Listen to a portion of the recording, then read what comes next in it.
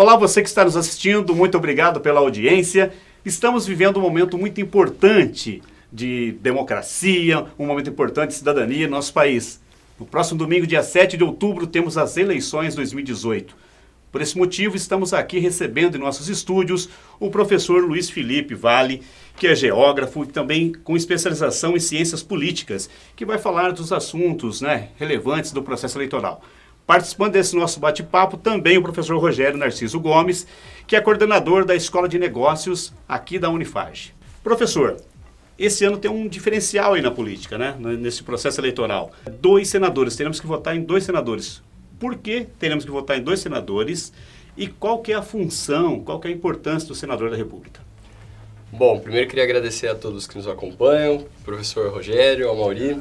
É fundamental entender que esse ano a gente elege 2 senadores, porque dentro do nosso sistema bicameral, ou seja, um legislativo composto tanto pelo deputado federal quanto pelo senador, a gente tem um processo que visa manter sempre ali no Senado algumas pessoas para que não haja renovação completa desse grupo, partindo do princípio que é necessário haver certa estabilidade na condução das políticas dentro do país. Então, o mandato dos senadores, diferente dos cargos do executivo e dos deputados e vereadores, ele é de 8 anos. Então, 4 anos atrás, 2014, votamos em apenas um senador ou senadora que está cumprindo o mandato que vai até 2022. E esse ano a gente vota em 2 que vão começar o mandato a partir do ano que vem e vão governar por 8 anos. Essa é uma forma de manter pelo menos 1/3 do Congresso ali dentro do Senado eleito, para que não haja uma modificação completa dessa estrutura legislativa. Por um lado, pode ser uma medida vista com um olhar crítico, já que não é possível fazer uma renovação total do Senado. Por outro, alega-se que um grupo ali vai ficar pelo menos dando uma certa estabilidade para que políticas públicas consideradas importantes sejam sequenciadas, tenham dessa forma sequência.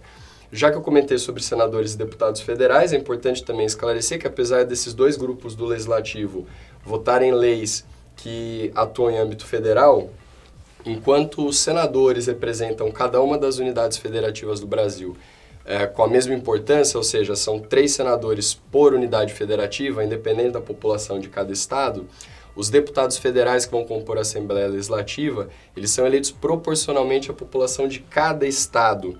Dessa forma, os deputados federais dos estados mais populosos, como é o caso de São Paulo e Rio de Janeiro, eles são mais numerosos que deputados federais de estados onde a população é menor.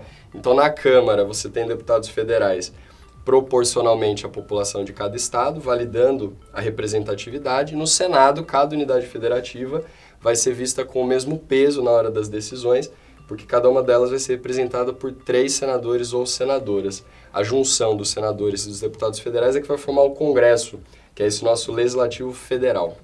Tem uma questão interessante que, assim, na sala de aula, os alunos, eles hoje demonstram um pouco de insegurança, quanto à vontade até de ir participar, de uma eleição. E a gente encara a situação da abstenção como uma coisa crítica, Você vê o Burger King, viralizando, uma propaganda hoje falando da importância de você não votar branco, não anular o voto.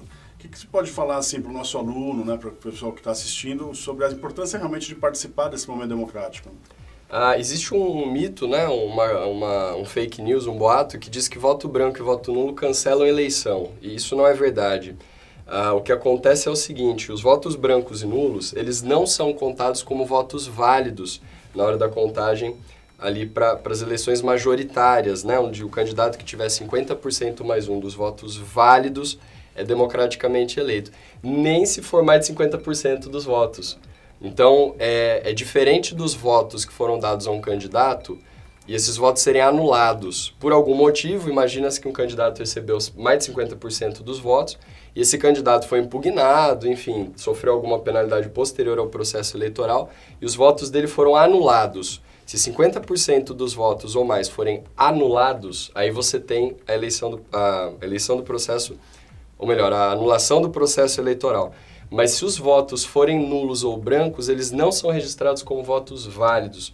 Portanto, é muito importante que as pessoas entendam que mesmo encontrando muita dificuldade de se sentirem representadas pelos candidatos ou candidatas, é importante tentar buscar ali, fazer um voto crítico, um voto consciente, não olhando somente para pesquisas que indicam já quem pode eventualmente vencer ou ir para segundo turno, mas que se identifiquem, né, especialmente nos cargos de senadores, deputados, que geralmente não são tão visados na propaganda, para que deem seu voto e que se for um voto crítico, um voto de protesto, que não seja branco, nulo ou num candidato caricato simplesmente, mas que seja alguém que está ali, que demonstra, né, afinidade com o pensamento daquele eleitor, daquela eleitora, porque de fato, ainda que a gente tenha 5% do total de votos apenas válidos, é a maioria desses 5% que vai ser considerada para a eleição majoritária. No Brasil nós temos também os 3 poderes, né? O executivo, o legislativo e o judiciário. Gostaria que você falasse um pouco para quem está nos assistindo sobre os 3 poderes. Desde a época de Montesquieu já se fala sobre a importância de dividir o poder, ainda que numa democracia, para que não haja o perigo da tirania, né, do autoritarismo, do poder concentrado nas mãos de uma única pessoa.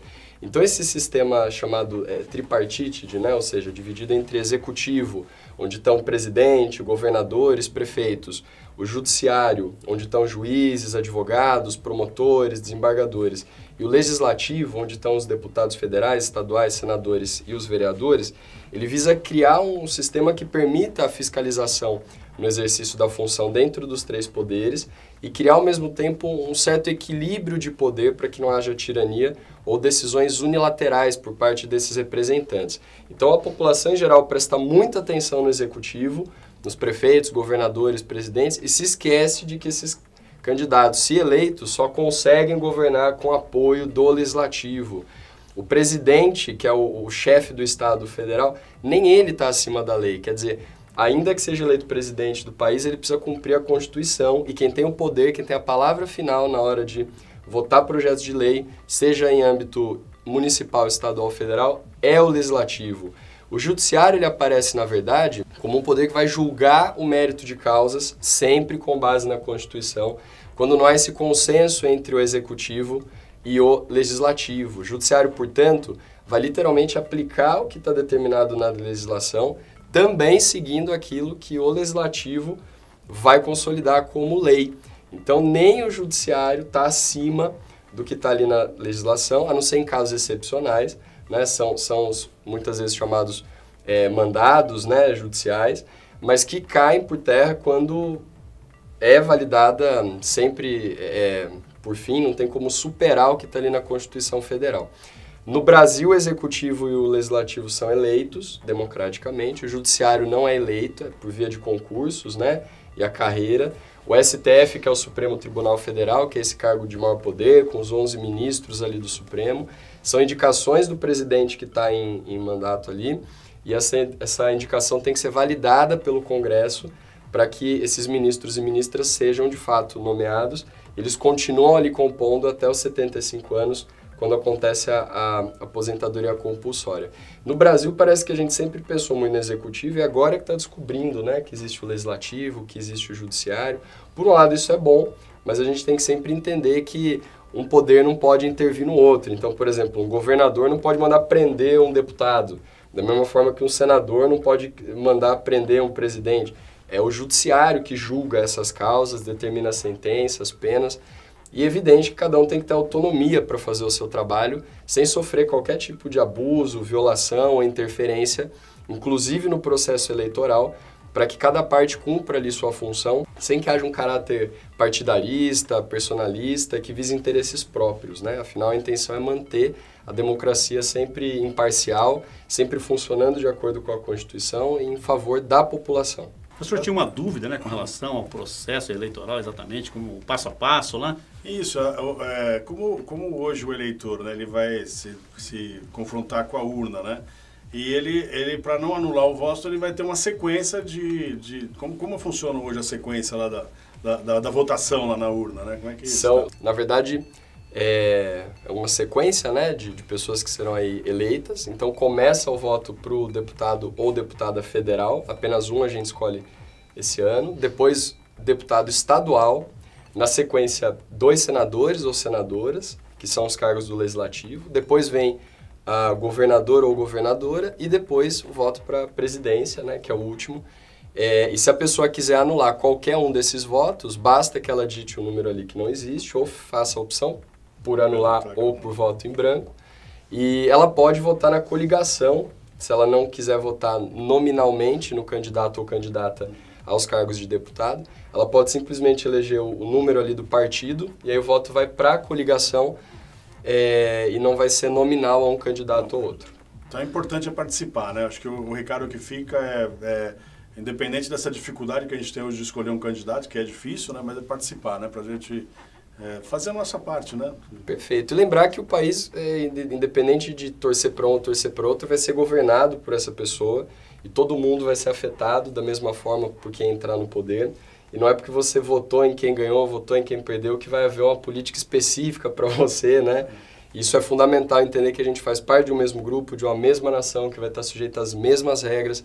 Por isso, tão fundamental votar naquela pessoa que de fato te representa seus interesses, seus ideais, suas ideias. Essa é a marca da democracia representativa, escolher pessoas para governar que nos representem. Acho que isso é o mais importante. Tá joia, muito obrigado ao professor Luiz Felipe, professor Rogério, que participou desse nosso bate-papo. Agradecimento especial também à Unifage, estamos aqui nesse estúdio no Campus 1.